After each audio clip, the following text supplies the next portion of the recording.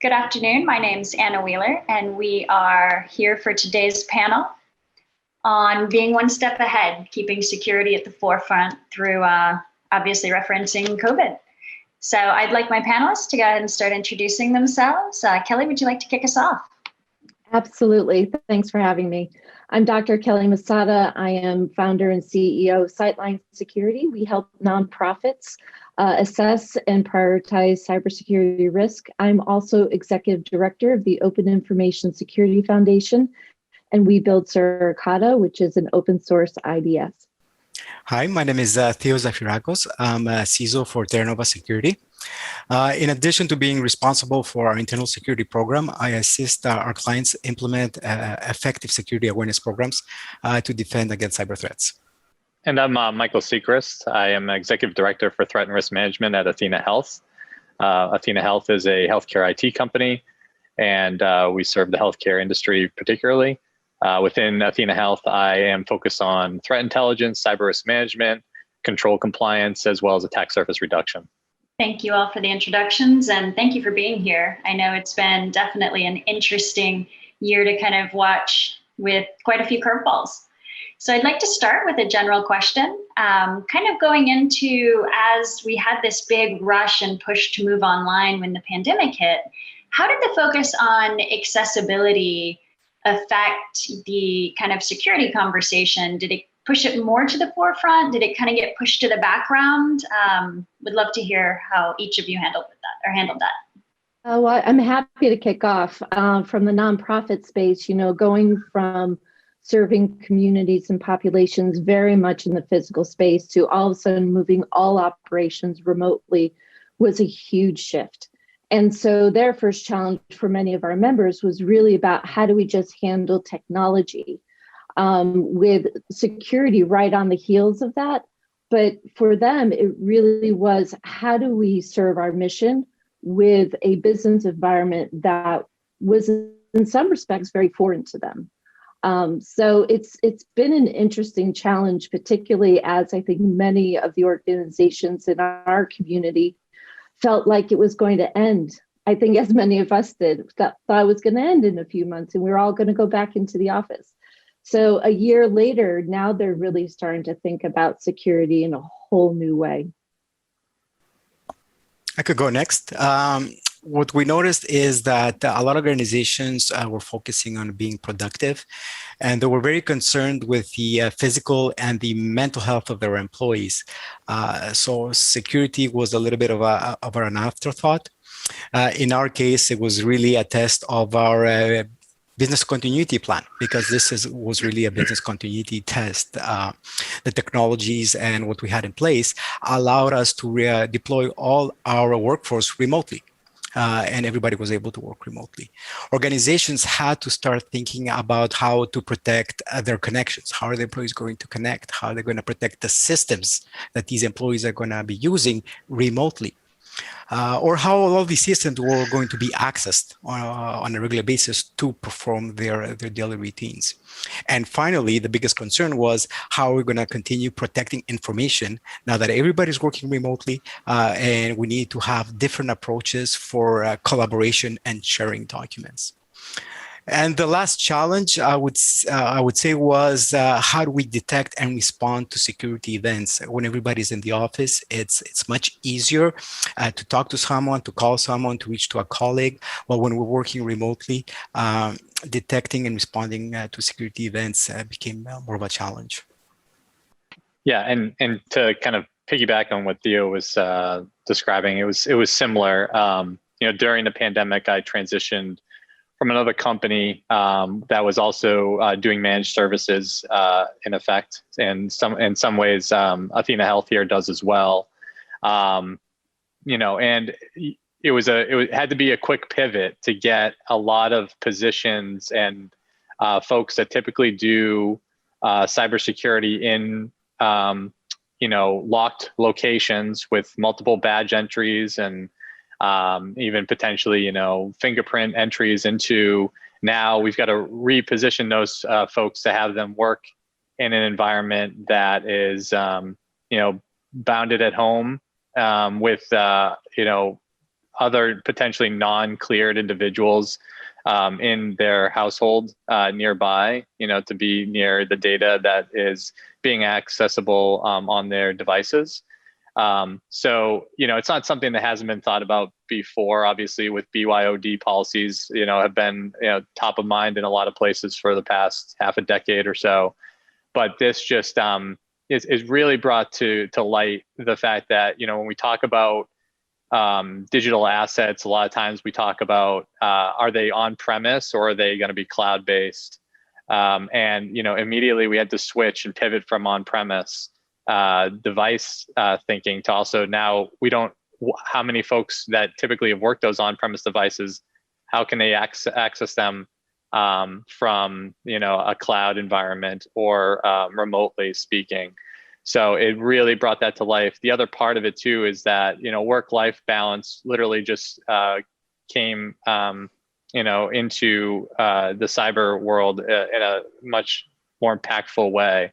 We have our devices now at home primarily with employees, and the work-life separation is also blended together for a lot of these devices. And so that brings another security challenge because you're really trying to doing a whole of human approach with security rather than just securing the person when they're at work. So Mike, Theo obviously did a really great job explaining the business continuity requirements and all of that. How do you feel that the security conversation changed and evolved pre, during, and post kind of the initial rush? Well, I think it was Kelly was touching on with the 2 weeks to flatten the curve, and we remember that, and that this was likely a temporary thing. When that this is like straight out of a force majeure clause, right? In a contract. This is act of God. It overrides basically the previous clauses and concerns that you would have around security, because you literally have to take in the physical health first. So it flips the conversation to just making this forcing the issue that this is going to be work from home for a long period of time, and that securing that experience for your employees is a lot different than securing them when you're in just a traditional work environment, work setting. Thank you. Theo, can you tell us about the human risk factor and how that plays a role in leaving organizations vulnerable? Yeah, so the human risk factor addresses many of the new cybersecurity concerns that we saw organizations face. We saw an increase in the number of phishing attacks, leveraging the current events to target users. Also, data leakage and data loss became a concern because now users were working remotely. They were potentially using personal devices, personal systems to connect and store data. So data loss, data leakage, and things that were typically taken for granted before. People tend to connect at work on a network that is secured and protected. Whereas now they're working from a home network where they are the administrators of that home environment and that home network. And we have to make certain they apply the same strong security policies and controls within their home environment. So do they know how to protect Wi-Fi connections? Do they know how to maintain all the systems on the network secured and patched, protecting both the corporate and the personal devices from viruses and so on? So the challenge became, how do we communicate now all these requirements during a pandemic where everybody's stressed, everybody not only fears about their job, but also fears about their health. So providing effective communications became a challenge. So we saw a lot of our clients looking at ways to effectively communicate the threats because they were important. And the value was not only in the professional side, but also on the personal side. So it became really, really important to teach users on how to detect and how to appropriately respond to these security events. If you see something, say something, don't ignore it, right? Establishing a culture of security, not just defending myself, but defending everybody around me. So just as you're talking, Theo, I was getting inspired and thinking about actually some of the other things that we saw too was that people are distracted. So when you take people out of that physical work environment, you bring them into home, all of a sudden they've got all this stuff going on around them and they're juggling so many aspects that we were actually seeing that the people or the organizations that fell prey to particularly phishing attacks were the ones that really were just trying to get their work done with all of that other stuff going around them. It wasn't as if they weren't trained or weren't aware of stuff, but those distractions really made a huge impact on their own ability to step back and say, oh, maybe I should take a pause before, engaging with this particular email or this particular situation. And I think that's been really difficult for a lot of people to manage as we're sort of moving into what this next phase is going to look like. It's like pause for a moment, take the time to inspect the message, to inspect the website, think before you click. Yes. Absolutely, and thank you both. So I guess to follow up to that, do you feel that those security awareness and the education efforts have been, since they've obviously been kind of redoubled throughout the new environment, do you feel like those have really had a big impact? And do you think they're actually being more effective in preventing kind of the fallout before it, during, and after the crisis? Well, it's better than doing nothing, and only time will tell. But we have the responsibility as organizations to inform our employees on what to do. Since the pandemic, we saw a huge increase of organizations implementing awareness programs and phishing simulations because they were lacking that program before, and they needed to inform their employees. I hear a lot of times people say that people are the weakest link, and I don't agree with that term. I'd like to say it's the link with that has been given the least attention and love over time. Right? Everybody's focusing on technology and processes, but we always forget the people who are behind not only implementing, but also using those technologies and processes. So we have a responsibility, at least to inform them, and for users to understand that they have a role to play. It's not just the responsibility of the IT department or the ISS department to stop everything.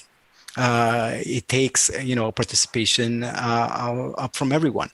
In recent surveys that we have conducted among end users, almost 50% of the users surveyed believe that technology alone could stop social engineering, and they don't have a role to play in that, which is not true. Social engineering targets the human element, not just the technology. So people need to know that they need to, and they can be part of the solution. I could not agree more. I actually think it's worth kind of highlighting the fact that we have applications and we have programs who they have a specific job to do, whereas people have 50 jobs to do. So throwing this in on top is definitely something that, has come to the forefront in ways I think we knew needed to happen, but kind of got that nice shove.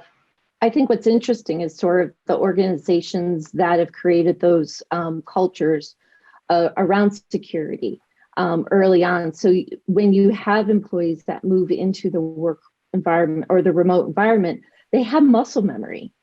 We always equate it back to, password usages, way back in the day when we were doing passwords, 1, 2, 3, and admin and my favorite dog. Now we actually have users doing passwords much better, not perfect, but much better, because it's muscle memory, it's habits that are being formed. And I think one of the biggest takeaways that, the underserved sectors that I particularly work in is that how do we help create better muscle memory so we don't have to wait for another big global event to happen to sort of raise that level of awareness? How can we just kind of bake it back in again? Absolutely. And unfortunately, in the cyber world, we have events all the time. So definitely appreciate that. Before I continue on, I was so excited to kick this off. I was completely remiss in my duties of please asking people if they have questions to jump in and put those in the chat. Don't worry about waiting till the end. So for the next question, we're going to go to Mike. Mike, the healthcare industry was directly affected by the pandemic on an unreasonably large scale. How did bad actors take advantage of the pandemic to carry out cyber attacks? And what steps did the healthcare industry take to secure telehealth? And what do they still need to do? Kind of give us that last mile as well. Okay, sure. I'll probably break it up into chunks. There's a lot there. I think one of the first things that was concerning was, the trends in ransomware have gone up quite a bit. There was a big kind of dull in the past, like a few years ago, and then they kind of reemerged as threat actors became better at monetizing the data than they had before. And that also, coincided with the growth of cryptocurrency payments for that whole kind of cottage, criminal industry. And so, that the initial concern was, is ransomware going to go after these and kick these healthcare organizations while they're down? Are they going to start to take them offline? And when they're overflowing with patients potentially from COVID-19 exposures. And so that was a big fear. We saw that there was essentially kind of a pause from cyber criminals for a period of time where they took a break because of this, kind of a acceptance that they didn't want to kick these organizations too hard while they're down, because likely it would probably bring further law enforcement action at that time. So there was a bit of a period that didn't happen, but then it did reemerge quite a bit in May of 2020, and it hasn't really slowed down, where there is constantly a daily influx of organizations that are getting infected with ransomware, that they are potentially able to do double extortion threats, where they're not only asking for you to pay for a decryption key, but then they're also asking for payment faster and more money because they're going to sell the data on the internet and have a reputational hit impact the company. So that is for companies that deal with protected health information, that's a significant concern because of the fines and requirements associated with PHI loss and a breach. So that initially was the biggest concern, and still remains. So the healthcare industry really responded to it by ramping up intelligence efforts to coordinate. There was the COVID-19 Cyber Threat Coalition that was created among kind of cyber responders within the industry to track different threats and indicators that might be associated with groups. This is turned into really a blend of life and death in some instances. There was a good quote I pulled out of a study that was done 2 years ago from Vanderbilt University, and it said this was just with breaches, and it found that hospitals that had been breached or post-breach over the next 2 to 3 years saw increases in the 30-day mortality rate for their patients. It also found that it required that the time it took to get an EKG increased in some cases by more than 2 minutes. And the quote was, "In 2 minutes is a big deal when you're suffering a heart attack." Obviously, that's the case. So there are real world implications of these data breaches. More so with ransomware, we saw hospitals and other organizations taken offline, sometimes for weeks. In one case, there was a first recorded death of a cyber breach. I think that took place at a hospital in Germany when they needed to transport a patient from one hospital to another because their system had been infected with ransomware. So all this is to say that, I think the investment that was already, this industry's already been underinvested over a period of time.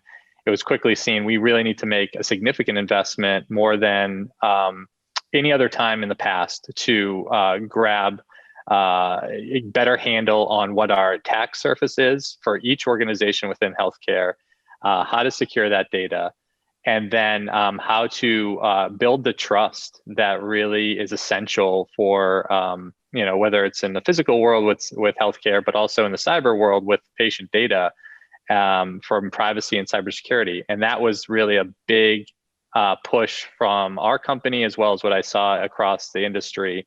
And you could see that in just the reporting and the alerting that we were getting out of things like in the United States, like the healthcare ISAC organization.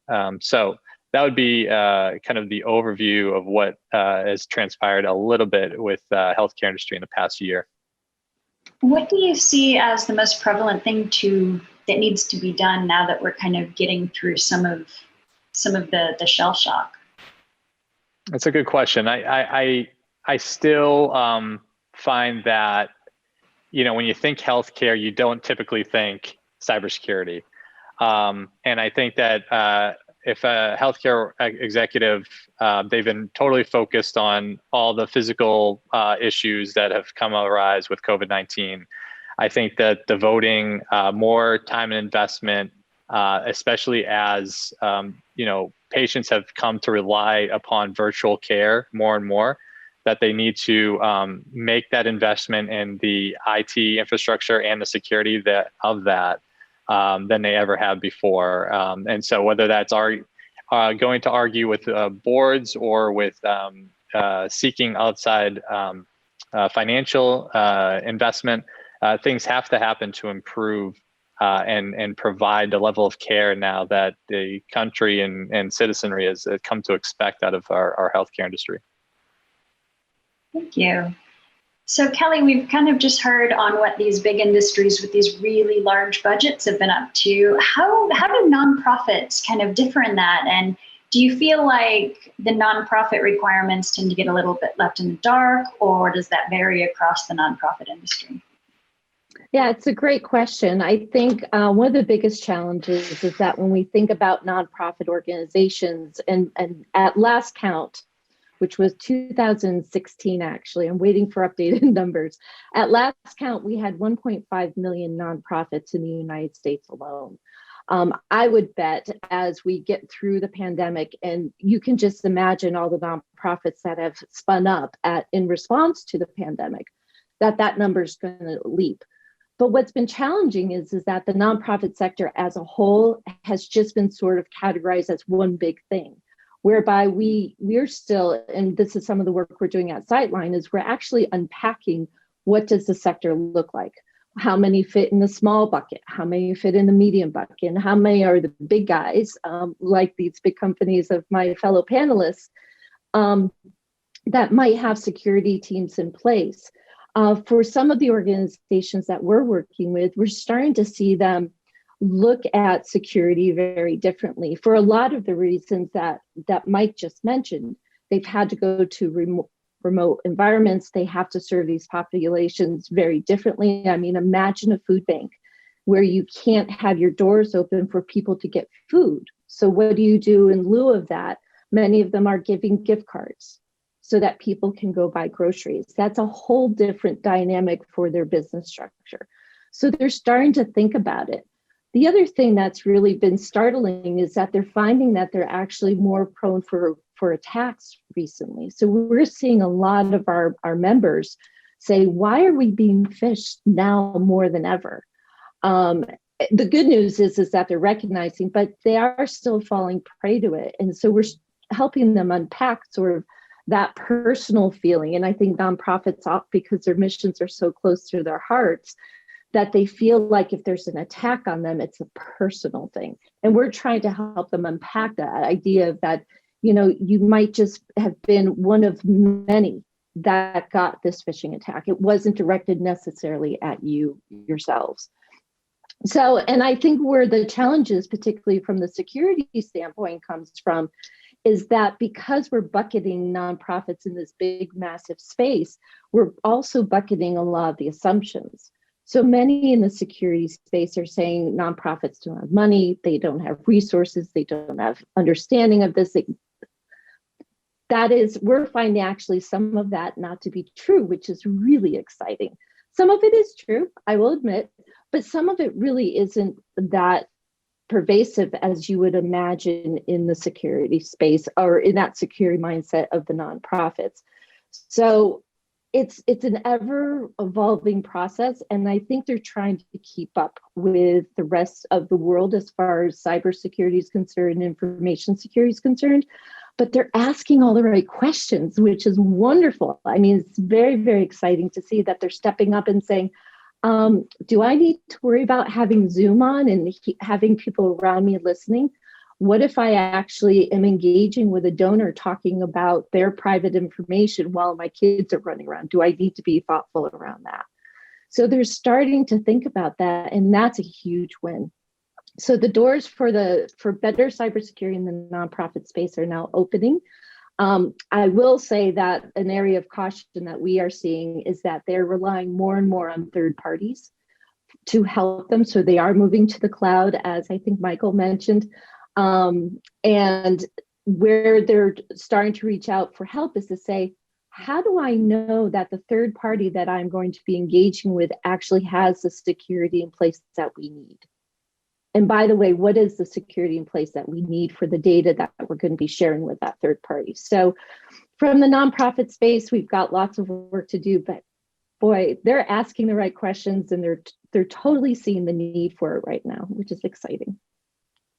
That's wonderful. Do you feel like they're making progress in kind of overcoming the threat levels and really keeping that sensitive information safe in a way that is not only responsible, but also efficient? I think they're getting there. I think they're starting to recognize that what they have is of value. You know, I think they were even in the mindset a few years ago of who's going to want to attack us? Who's going to want anything that we have? And as we're working with them and sort of helping them understand that value of that data, right? And actually, one of the most important assets to a nonprofit is something that Mike mentioned, is trust. So they are starting to understand that the trust that they have with their communities, along with the data that they hold about donors, about the people that they serve, about their business operations, is of value to an attacker. The challenge is to help them understand, what does that attacker sort of look like and what are the behaviors around it? Because to them right now in the nonprofit space, they're looking at it like all big attackers are all going to come get us. So we need to hunker everything down, which in a small organization or in a medium-sized organization makes it really tough to do their jobs. So there are things that they're doing well, and there are things that we are helping them sort of figure out along the way. Well, thank you for that. That's an incredible mission, particularly as you mentioned, those nonprofits are so focused on whatever that passion element is. So I've got a general question now to the panel, and it's really something I think everybody's got an opinion on, whether you're in cyber or not, but what direction do you see the workforce going? Do you think it's going to be fully remote? There's going to be a hybrid? Do you think we're going to go back to the office as things were? I'd love to get your insight on what you think the new normal will be. I love this question, if you guys don't mind if I jump in. So as I've been an executive director of the Open Information Security Foundation for 8 years now, we've been a virtual company for 11 years. So when the pandemic hit, all of a sudden, all of you were in my work environment. So we didn't do Zoom calls. We did Skype, we did conference calls. So people were saying, oh, well, you're used to working remote. Aren't you going to, you're just going to continue? I'm like, yeah, but the remote work environment that I existed in pre-COVID is very different than the remote work environment that we exist in today. I've never had so many Zoom calls in my entire career as I've had in the past 12 months. That all being said, what I'm seeing from colleagues who were in those physical work environments is that they're starting to recognize that as the world opens up, those distractions that, us who have been working remote for all these years sort of learned how to manage those distractions of, oh, I want to go for coffee, or I can just run to the grocery store, or I can do these things, now actually impacts their workday. So my supposition is that organizations are going to allow their employees to have a little bit more say in what they do, whether they work remote or whether they go back in the office. But I think us as human beings, we need that human connection on some level. So maybe it's not going to be all remote all the time, but I do think that some people might actually gravitate to this weird space of remote working. But I kind of hope that we kind of go back to where it was remote working before the pandemic, because it was lovely, I have to say. I mean, I love seeing all of you, but wow, all the Zoom calls are kind of crazy. Yeah, I think that's been a culture shock to all of us. Theo, what do you think? Yeah, and it's interesting because we saw the workforce transition from the office environment to fully remote in a very short amount of time. And don't forget, technology and information security enabled us to do that, right? VPNs, two-factor authentications, cloud, mobile devices. And I do believe that the next era is going to be like a hybrid model. Organizations see the value of the office space, but also the flexibility of allowing people to work remotely, but also hire remotely. Now, not only you could hire from anywhere, right? If you have this hybrid model. And based on the individual requirements, there's going to be a mix. Maybe younger generations that are used to going into the office, they want to go into the office, they don't have any home responsibilities, want to do the office, where parents appreciate that flexibility to be able to pick up their kids and continue working into the night. So I see a balance, and I see organizations offering that flexibility and balance. And Mike, as healthcare has gone virtual, I'd love to hear your perspective, because I think that's also a very unique hands-on demographic. Yeah, I mean, so with respect to Athena Health, we're a healthcare IT company, so a little bit different flavor of it, but we have gone, fully remote. Yeah, by and large, I'm sure there have been some essential personnel that have to be pulled in to do some of the things that are necessary for physical work on site. But I believe hybrid is something we'll likely see. Given just again the assessment of where we stand with this virus and potentially other things down the line, giving more flexibility to employees to choose what what makes sense for their work-life balance, I think will be a much bigger topic of conversation with those employees. But I do think hybrid's the way. Again, this is all dependent on is there going to be another breakthrough variant that gets through potential vaccinations and things like that. I mean, this is all part and parcel with making this call. And I think that you've seen some companies already shy away from even having to discuss that and just decide, hey, we're going to be a fully remote company. And we're going to have to, deal in that. And, I'm not sure if they're going to offer even the potential sometimes for hybrid. I know we've kind of shied away from having the hybrid in place right now. I think that's going to be lifted soon once we get the vaccinations in a better spot in the United States, particularly. But again, it remains to be seen. I would say the trend, though, is towards hybrid for us and for the healthcare industry. I think one of the things that this pandemic has sort of given, and maybe my fellow colleagues also have opinions, is that we're starting to recognize what industries and what businesses absolutely need to have that human interaction, and what businesses can move remotely. And we see it in our world all the time, that there are just certain organizations that have certain missions have to find a way to do things in person. But what it's done is it's helped them to sort of think about those business continuity plans of how do we deliver this in a safe way to communities that need us in person. Domestic violence shelters are a great example. How do we do that safely? So I think what I hope will come out of all of this is that across industries and across businesses of all sizes, that we start thinking a little bit more creative of how do we deliver the best of ourselves in multiple different ways, and we adjust to the world a little bit easier. And I think the need for social interaction is compounded by the fact that we can't even socially interact on a personal level, right? Yeah. So if you know, if you could still hang out with your friends and work remotely, I think a lot of people would accept that's the situation.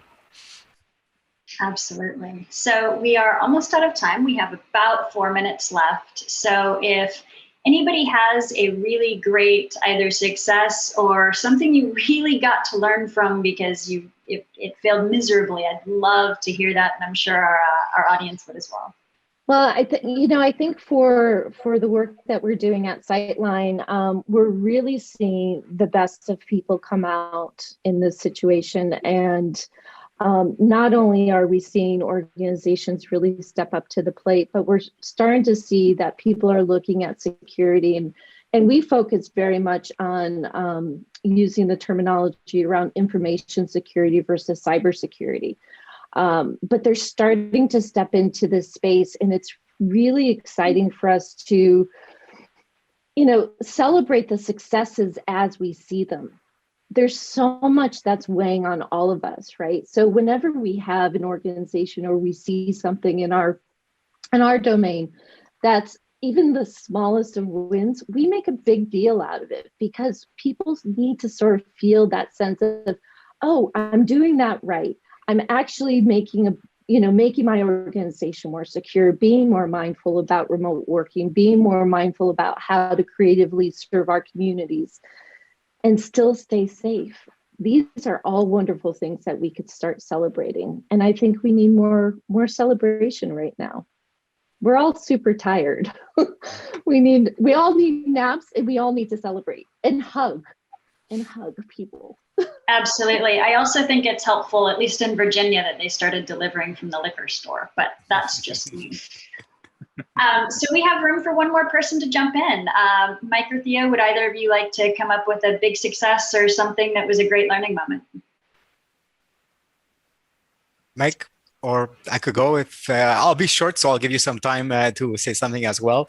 And Sure. to answer a bit to Kelly's comment about why would they target us, organizations and individuals have to remember that the moment you use technology, you have an online presence, you're fair game to attackers. So it doesn't matter what you think you have or don't have, you have to be careful. So organizations, individuals have to reevaluate how they work, how they access the internet, and how they behave themselves online.